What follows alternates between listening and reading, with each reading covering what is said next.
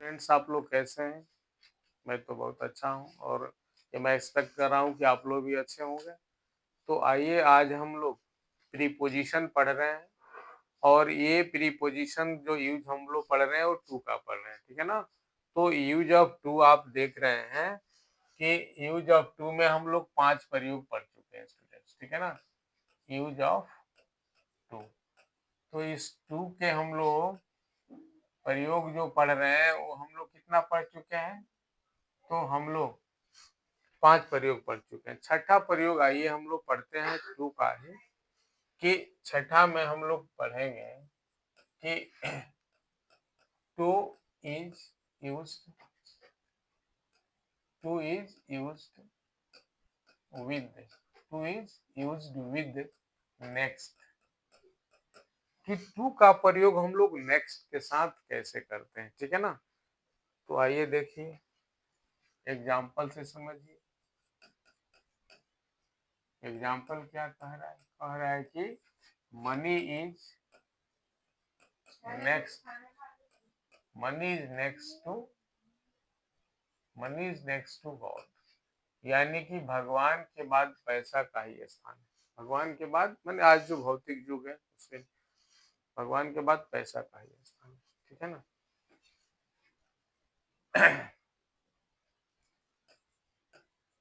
Routine routine incharge is next to headmaster. Routine incharge क्या है? तो हेडमास्टर के बाद रूटीन इंचार्ज का ही स्थान होता है, ठीक है? You are you are next to Rajan. Rajan के बाद आप ही का स्थान है, ठीक है ना? आप जान रहे हैं, कह रहा है कि she is next to Mamata. She is next to Mamata, यानी कह रहा है कि उसके बाद ममता का ही स्थान है, ठीक है ना? तो इस प्रकार स्टूडेंट्स हम लोग पढ़ रही है कि नेक्स्ट के साथ टू का प्रयोग करते हैं, ठीक है? अब सातवां यूज हम लोग पढ़ेंगे। कि to is used with limit. To is used with limit, तो टू का प्रयोग हम लोग लिमिट के साथ कैसे करते हैं, ठीक है ना? तो कैसे हम समझेंगे? तो एग्जाम्पल से हम लोग समझेंगे, ठीक है ना? एग्जाम्पल कह रहा है, क्या कह रहा है कि is no there is no limit to knowledge. There is no limit to knowledge. It means कह रहा है छात्रों की ज्ञान की कोई सीमा नहीं। There is no limit to knowledge, ज्ञान की कोई सीमा नहीं, ठीक है ना? नो का प्रयोग भी इसमें आप रिपीट कर लीजिए। लिमिट क्या है? सीमा नाउन है, तो no is used before noun, ठीक है ना? और लिमिट के बाद क्या लगता है? टू लगता है, कि there is no limit to knowledge, ज्ञान की कोई सीमा नहीं, ठीक है ना? There is no limit there is no limit to study. कह रहा है कि पढ़ाई की भी कोई सीमा नहीं, there is no limit to study, ठीक है ना? अगला देखिए,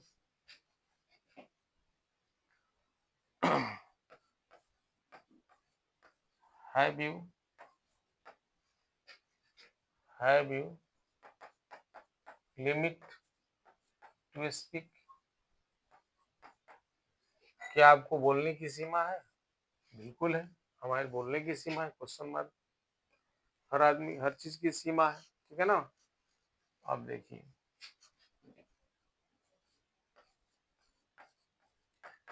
there is there is a there is a limit to there is limit to it. खाने की भी सीमा होती है, खाने की भोजन करने की भी सीमा है, ज्ञान की सीमा, भोजन की सीमा, इस संदर्भ में हम लोग क्या करते हैं कि टू का प्रयोग करते हैं। आ गया समझ में? लिमिट में टू, आपने नेक्स्ट में टू पढ़ा, ठीक है ना। आइए हम लोग अब 8वां प्रयोग पढ़ते हैं कि और टू का प्रयोग हम लोग कहाँ कहाँ करते हैं, ठीक है ना। अब देखिए 8 प्रयोग कह रहा है कि to is used with rude. To का प्रयोग हम लोग रूड के साथ करते हैं। रूड भी बहुत लोग कहते हैं, क्योंकि फोनेटिक्स पर बहुत बड़ा डिस्प्यूट है कि ये कहा ही जाता है कि प्रत्येक 20 किलोमीटर पर पानी और वाणी बदल जाता है, ठीक है ना। तो वही प्रोनाउंसिएशन का भी की बात है। तो रूड के साथ हम लोग कैसे टू का प्रयोग करते हैं, देखिए कह रहा है कि he is rude, he is rude to his behaviour, चाहे कंडक्ट भी कह सकते हैं कि वो व्यवहार से बहुत रूड लगता है, उदंड लगता है, असभ्य लगता है, सैवेज लगता है, ठीक है ना। तो रूड में हम लोग टू का प्रयोग किए, है ना। I am not rude, I am not rude to my conduct, ठीक है ना। मैं अपने व्यवहार में क्या हूँ, रूड नहीं, कंडक्ट सोशिएबल है, हम असभ्य नहीं, उदंड नहीं है, ठीक है ना। तो रूड के साथ टू आप प्रयोग किए। अब देखिए अब कह रहा है कि she is rude, she is rude to her younger, she is rude to her younger sister. वो अपनी छोटी बहन के लिए बहुत रूड है, मैंने उदंड है, मैंने अजीब हार्ड लैंग्वेज का प्रयोग करती है, ठीक है ना। One one shouldn't be one shouldn't be rude to one's conduct, one shouldn't be rude to one's conduct का मतलब हुआ कि किसी भी आदमी को अपने व्यवहार के प्रति उदार होना चाहिए, है ना, रूड नहीं होना चाहिए, ठीक है ना। आइए हम लोग अब 9वां प्रयोग पढ़ते हैं, ठीक है, कि टू का प्रयोग हम लोग और कहाँ कहाँ करते हैं। टू का प्रयोग हम लोग कहाँ कहाँ करते हैं, किस सेंस में करते हैं। अभी तक हम लोग 8 प्रयोग पढ़ लिए, 9वां प्रयोग आइए पढ़ते हैं, ठीक है ना। तो to is used, to is used with, to is used with following words and phrases, words and phrases, ठीक है। जैसे एग्जाम्पल क्या कह रहा है कि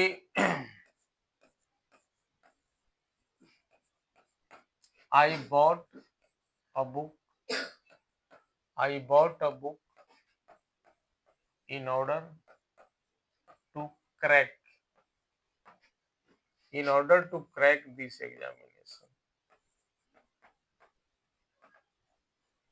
ठीक है, कि मैंने इस पुस्तक को क्यों खरीदा, इस परीक्षा को पास करने के लिए खरीदा है, ठीक है ना। I bought a book in order to crack this examination, ठीक है।